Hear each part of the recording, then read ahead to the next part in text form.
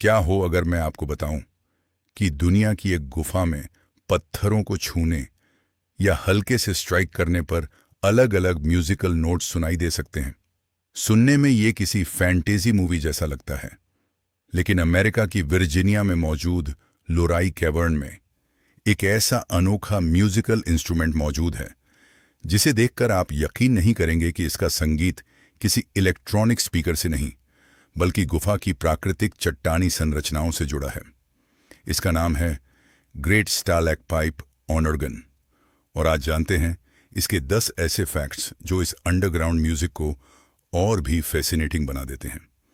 Fact number 1, लोराई cavernous एक विशाल limestone कैव system है जहां हजारों सालों में पानी और मिनरल्स की प्रक्रियाओं से स्टैलेक्टाइट्स और स्टैलेग्माइट्स जैसी फॉर्मेशंस बनी हैं।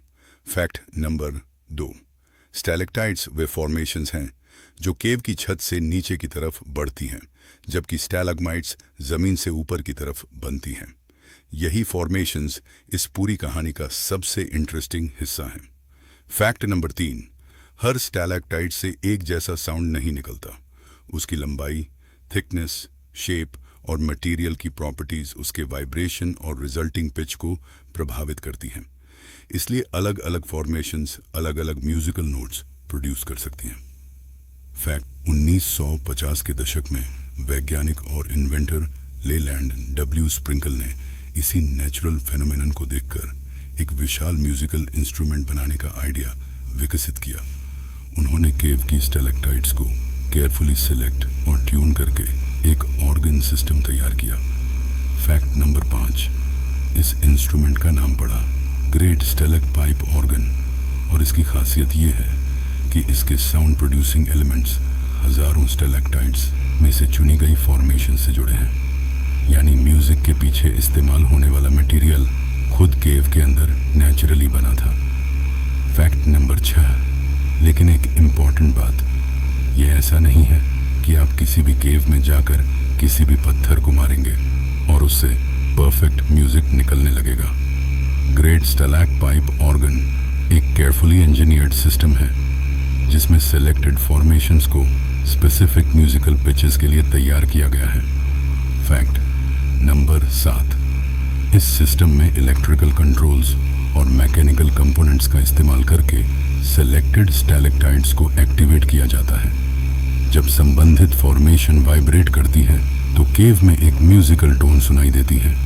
यानी यहाँ नेचर और इंजीनियरिंग दोनों मिलकर म्यूजिक बनाते हैं। फैक्ट नंबर 8, इस ऑर्गन की सबसे फैसिनेटिंग बात इसकी स्केल है। यह एक विशाल अंडरग्राउंड म्यूजिकल इंस्ट्रूमेंट है और इसकी साउंड पूरे केव चैम्बर में फैल सकती है, जिससे एक्सपीरियंस किसी नॉर्मल म्यूजिकल इंस्ट्रूमेंट से बिल्कुल अलग महसूस होता है। फैक्ट नंबर 9, केव की नेचुरल आर्किटेक्चर भी साउंड को खास बना देती है। विशाल अंडरग्राउंड चेम्बर्स, स्टोन सर्फेसेस और इर्रेगुलर फॉर्मेशंस साउंड वेव्स को रिफ्लेक्ट और स्कैटर कर सकते हैं, जिससे म्यूजिक सुनते समय आपको एक नेचुरली विशाल अकूस्टिक एनवायरनमेंट महसूस होता है। फैक्ट नंबर 10, और सबसे माइंड ब्लोइंग बात यह है कि इस पूरी कहानी में कोई जादू नहीं है। लाखों वर्षों में पानी ने लाइमस्टोन फॉर्मेशंस बनाई।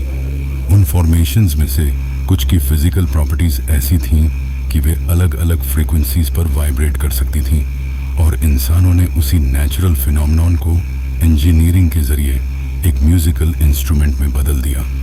यानी जिस पत्थर को हम आमतौर पर सिर्फ एक चट्टान समझते हैं, सही कंडीशंस में वही वाइब्रेशन पैदा करके म्यूजिकल नोट का हिस्सा बन सकता है। तो अगली बार जब आप किसी गुफा में चट्टानों को देखें तो शायद उन्हें सिर्फ पत्थर मत समझिए, क्योंकि नेचर ने करोड़ों साल लगाकर ऐसी स्ट्रक्चर्स बनाई हैं जिनसे इंसान ने म्यूजिक तक बना दिया।